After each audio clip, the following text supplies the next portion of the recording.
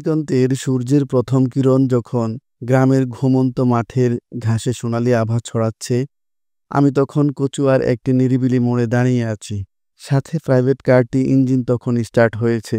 এটি আমার প্রথম এবং বহুল প্রতীক্ষিত যাত্রা কচুয়া থেকে রহিমানগর। যদিও পথটা খুব বেশি দীর্ঘ নয়, কিন্তু আজকের দিনটা যেন প্রকৃতির কোলে হারিয়ে যাওয়ার জন্য একেবারেই উপযুক্ত। গাড়িটি ধীরে ধীরে গড়িয়ে চলে।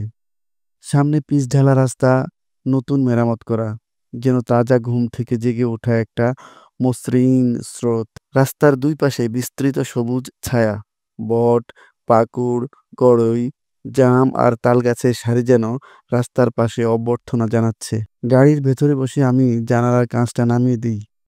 বাইরের বাতাসের কোমল ছোঁয়া আমার গালে লাগে, আর সেই সাথে ভেসে আসে গ্রামের সকালে রান্নার গন্ধ। কোনো এক বাড়িতে হয়তো তেল দিয়ে বেগুন ভাজা হচ্ছে, অন্য কোথাও ধোঁয়া উঠছে চুল্লিতে বসানো মাটির হাঁড়ি থেকে। যাত্রাপথে গাছগুলো একের পর এক ছায়া ফেলে যাচ্ছে রাস্তার ওপরে। মাঝে মাঝে রোদের ফাঁকে গাছের পাতা এমনভাবে পড়ে যেন রোদের সোনালি আলোর উপর সবুজ কার্পেট বিছানো। সেই কার্পেটের উপর দিয়েই আমরা এগিয়ে চলেছি রহিমানগরের দিকে। নীল আকাশটা গাছের পাতার ফাঁকে ফাঁকে উঁকি দিচ্ছে। আকাশটা যেন এক রঙের পুটুলি, যার মধ্যে মেঘের তুলোর মতো টুকরোগুলো রাখা। কয়েকটা পাখি উড়ে যাচ্ছে সেই মেঘের মধ্যে, সাদা বক, কালো কাক আর নাম না জানা কিছু ছোট ছোট পাখি। তাদের ডাক এসে মিশছে প্রকৃতির নিঃশব্দ সুরে। রাস্তার ধারে মাঝে মাঝে দেখা যাচ্ছে মাঠের মাঝে চাষাবাদ চলছে। কৃষকরা মাথায় গামছা বেঁধে, কেউ লাঙ্গল হাতে, কেউ গরুর গাড়ি চালিয়ে মাঠের মাটিকে প্রস্তুত করছেন নতুন ফসলের জন্য।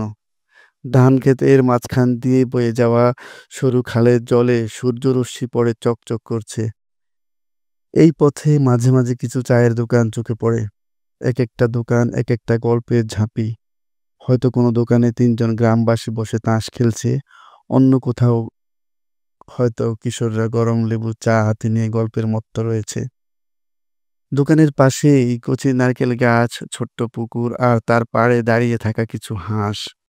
আমার পাশের সিটে বসে থাকা বন্ধুটি হঠাৎ বলল, দেখলি, প্রকৃতি যেন নিজের রঙে প্যালেট থেকে সব রং মিশিয়ে দিয়েছে। সত্যি তাই। সবুজের এত রকমের রং আমি হয়তো আর আগে কখনো দেখিনি। গাঢ় সবুজ, হালকা সবুজ, পাতা ঝরা হলুদাভ সবুজ। প্রতিটা গাছ যেন এক একটা অনুভব।